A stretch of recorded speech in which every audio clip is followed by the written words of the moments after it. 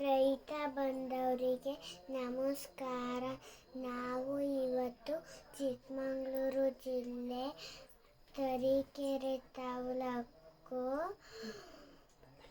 ಬೆಳ್ತಂಗಡಿಕೆರೆ ಗ್ರಾಮದಲ್ಲಿ ಅರೆಕಾ ಲಿಫ್ಟನ್ನು ಮಾಡಿದ್ದೀವಿ.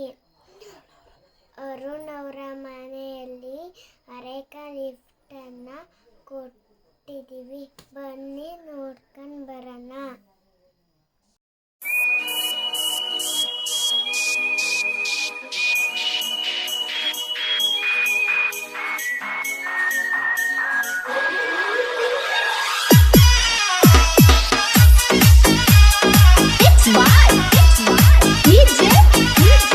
Sachin.